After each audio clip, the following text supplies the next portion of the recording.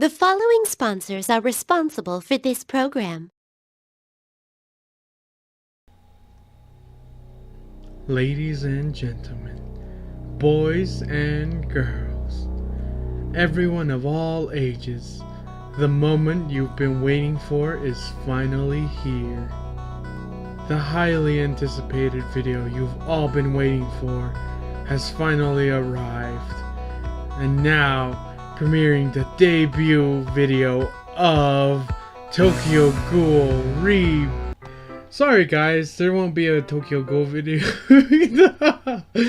Imagine if I said that again for another week. I'm just kidding. Welcome to Tokyo Ghoul, everyone.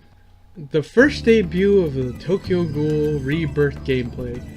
I know a lot of you have been very excited about this, and we're just gonna get right to it.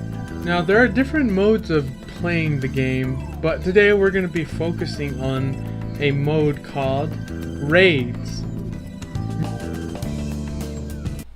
Hi everybody, it's Future M here editing the video, and I realized that I go on explaining Tokyo Ghoul for about probably around 5 minutes, but the raid doesn't start till a little while later. But you can probably skip to this timestamp that will be on the screen if you just want to get straight to the raid, or if you're new, you can stick around and listen to it. Either way, thanks for watching. So essentially what a raid is your team goes up against a raid boss, a single enemy that you do as much damage as you can possible in a certain amount of turns. I believe it is 5 turns, but they also get to attack back, so your defenses have to be just as good as your offenses. Now we're going up against Juzo Suzuya. He is a speed unit, and we will be going up against him in rank B, which is like medium difficulty. Now there are different aspects to playing this game and doing raids as well, such as tactics. Now what a tactic is essentially a boost for your team. It can also be different various forms of boosts, such as you don't use any souls, which are what you use as energy to play a raid, or you can have your skill gauge already set at 100% at the start of the match, or you can do double your attack or double your defense. But today we will not be focusing on any of the tactics. We will just be going in with a single team.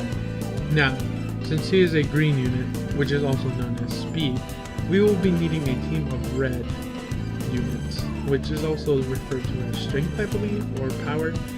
Either way, we will be needing red units today. There's a whole chart listing the various effects and weaknesses against the elements, such as red is weaker to blue, but blue is weaker to green, and green is weaker to red. And there's also light and dark units, but they're kind of off on their separate own tangent as well. Now, our team, let's get the basics down. What I did here was add 2 support units, and the rest is more or less my damage units. Now, for my support units, I have Heisei Sasako and Toka Kirishima from the festival banner. And what they both do is increase defense and attack. I think by double, but I don't really know. But Heisei Sasako has an added advantage of giving me 4 more AP, since he is at a maximum mastery. And basically what mastery is if you get doubles of a unit, you can add them together and make their skill strength stronger, which therefore if you get at 100%, it gives you an added skill boost. As for my damage dealers, I have Toka again, but the barista Toka, Urie, Kaneki from the festival banner, and my queen and ultimate favorite, Haru Ihei. Well, since we got the basics down, we might as well jump right in. And here we go, there's Juzo. Now, before we get into the match, I just wanted to show you a couple things on the screen.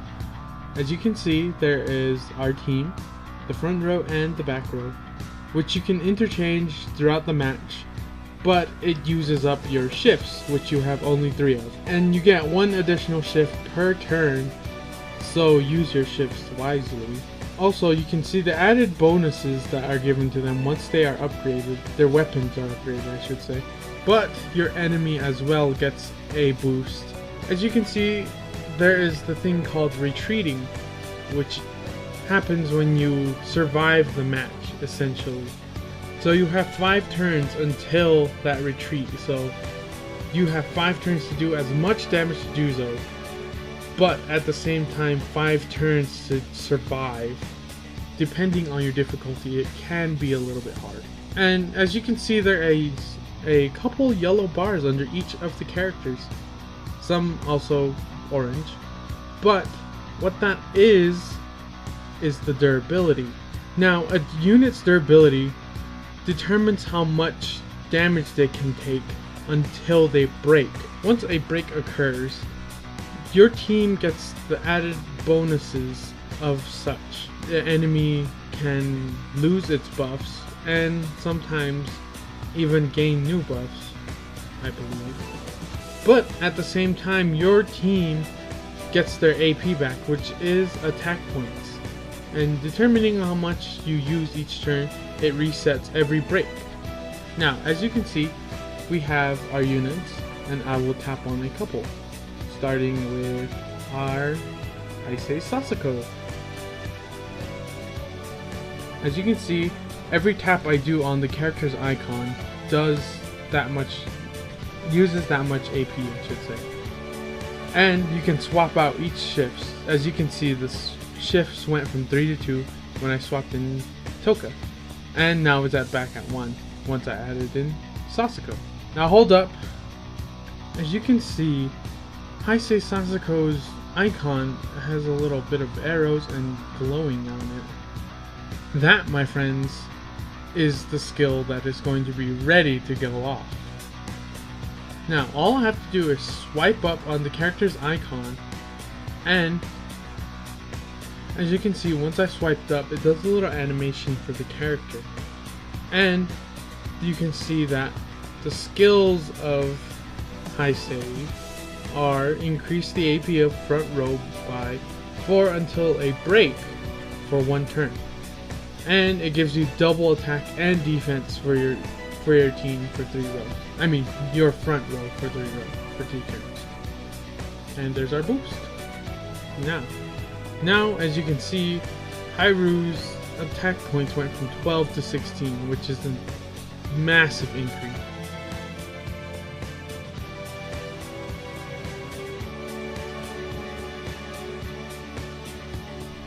And as you can see, we are about to come up on the break.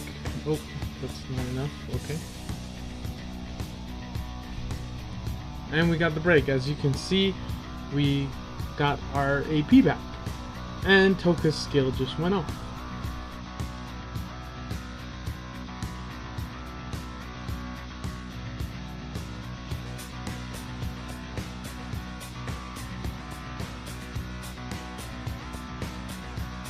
Now you get to see the glory of Hairu now that she is ready. And here she comes. You see, I'm so glad that I got her to 100% mastery once she came out, because she has tons of bonuses like increased block rate, does more damage, and she does so much damage to the durability. It's amazing what she can do.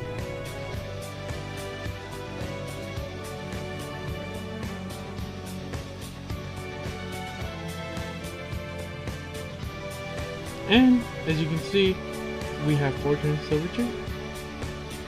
Now, as you can see on the right hand side, it has your combos, it has your damage that you're doing, as well as your total damage and your turn damage. So usually there are some achievements to get if you do so much damage to the enemy. I think it was 200 million or 2 billion. Either way, you get a certain amount of tickets to do some scouting as well as other stuff, but that's a video for another day. And now we just continue the match as normal. As you can see, I'm not really using my Urie or Kaneki because honestly I'm doing good with Toka as well as Hyrule. I don't really have a need for them, they're just mainly there for security reasons, just kind of had like a net, a safety net. There we go, that's what it's called, right? The safety net.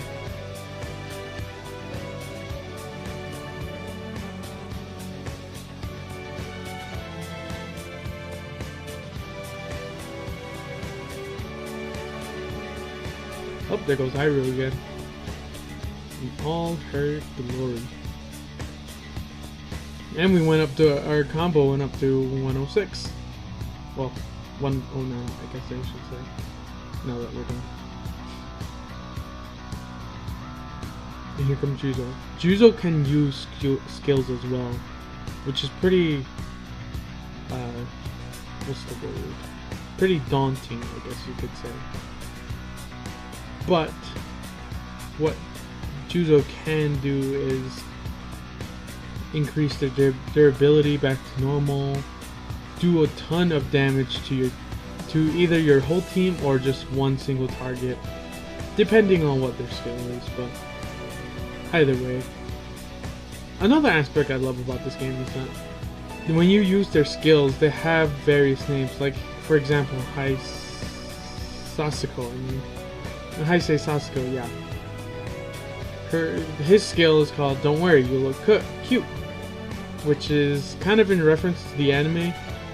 If you ever seen Tokyo Ghoul Rebirth, which is when they're undercover, dressed as women in a nightclub, and trying to find Nutcracker, which is a ghoul, I guess you could say, that they're trying to hunt.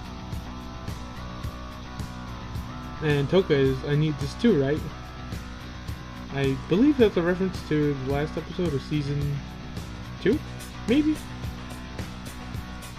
I just remember she was running in the snow in that outfit.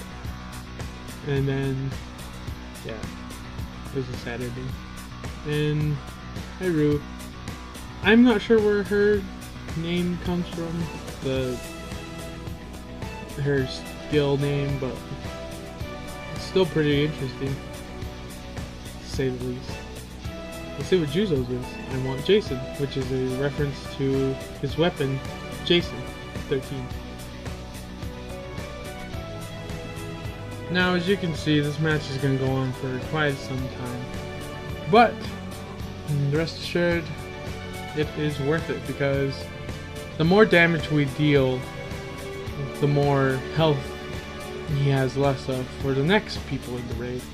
Because during this war, every sort of ranking event is called a war, territory war, between the ghouls and the humans, which are the CCG. And this time I'm put on the ghoul side, so I'm hunting humans. And collectively, every player gets split into either of these two teams, and they have to do as much damage, get as many event points as possible, and capture as many territories they can. Because if they do, they win the war, and we get tons of bonuses like scouting tickets, more gems for scouting. Actually, most of the rewards are just for scouting, but there are also some rewards such as units that are only available for territory wars, such as dispatch units, playable units you can use, such as these fine ladies and gentlemen. So, as we are about to come to the end of this turn, I just wanted to say thank you all for being very patient with this video. I know I originally planned for this video to be describing all aspects of Tokyo Ghoul, but then once I did the raid, it took about 10 minutes. So yeah, there wasn't much I could do about that, but other than that, I'm glad you guys waited long enough for this video to come out, and I just wanted to say thank you for finally waiting for some finally good content of Tokyo Ghoul, of me taking you through the basics of it.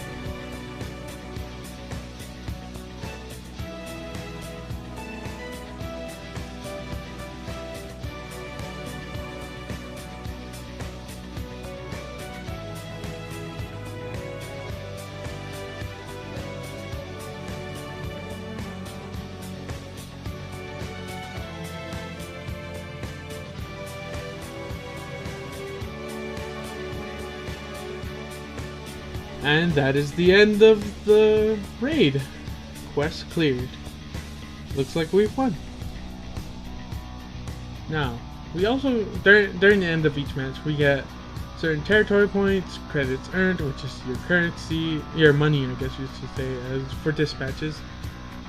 And his health goes down, as well as weapon tickets. Now, that the thing's over, I can end the video.